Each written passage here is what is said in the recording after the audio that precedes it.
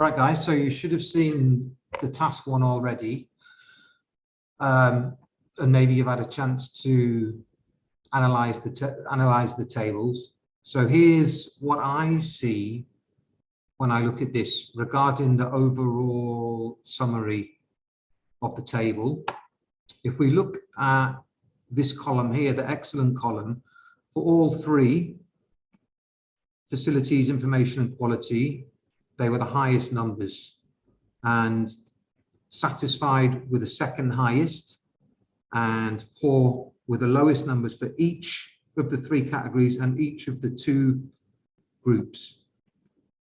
Okay, so that's definitely something we want to say in our overview statement. You might also mention as well that these were the two, maybe you want to give some of the highest figures. The club members, the two highest figures were for club members in facilities, rating excellent, and here this was very high as well. But maybe that's an extra thing. The main thing is you want to say that this highest, second highest, lowest for all groups and all categories. We have this report that we're going to analyze. It's been written. So you can have a read of that now. And now you can see the band descriptors for task one. And for this, we're going to look at what part of the band descriptors best describe this for each of the four criteria. Starting with the first criteria, task achievement.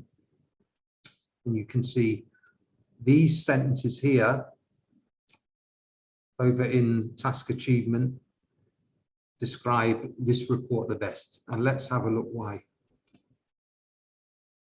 So we can see here for task achievement that we took from the band descriptors, addresses the requirements of the task. Yep, we've got it in a formal format, in report format, presents an overview. We have one here. You can see the overview. Could be improved. And we've also got the highlight and the key features and some figures here, talking about the different categories, qualities and facilities with figures, which you can see here. So yeah, we can see the overview, and we've got here key features and details are given, but some of these are slightly inappropriate or inaccurate because of some of the language errors. So language errors here can affect the task achievement and the information you give.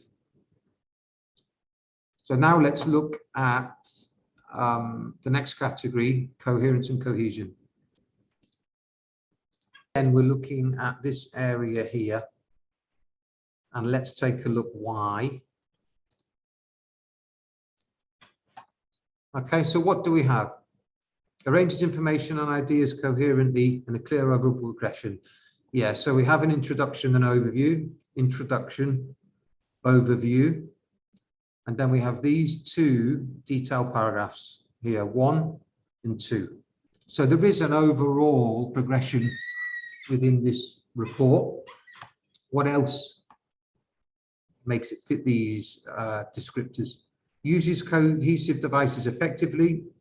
Yep, so there are some effective use. Here's just some examples. In the green, you can see a couple of examples there. But there are some mistakes, faulty. You can see here.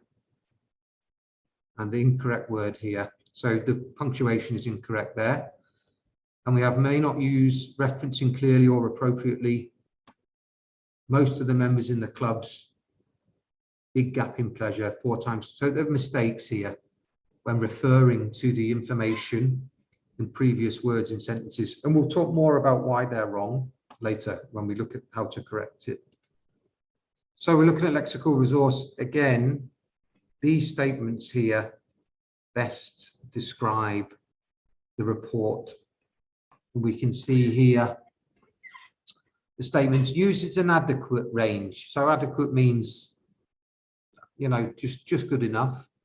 And we can see some examples here, a large number of, you know, superb, not really right. Relevant proportions, okay, yeah, the only factor that accounted for a higher proportion. So that's fine there, some good language, but there is some inaccuracy, some few mistakes here. And you can see the ones highlighted in green. Again, this language here, underrated, underestimation, it's not quite correct. It's not quite the right vocabulary we should be using to describe these tables. And again, we'll look at how we can improve it later when we look at the improvement part. And finally, let's take a look at grammar. Again, we're over here. Yeah, grammar's quite good for this one. We can see we've got some complex sentence forms, some quite nice long complex sentences here. And here you can see, and another example here. Again, just some examples, but we do have some errors in grammar and punctuation. We can see here there's a comma missing. The tenses as well.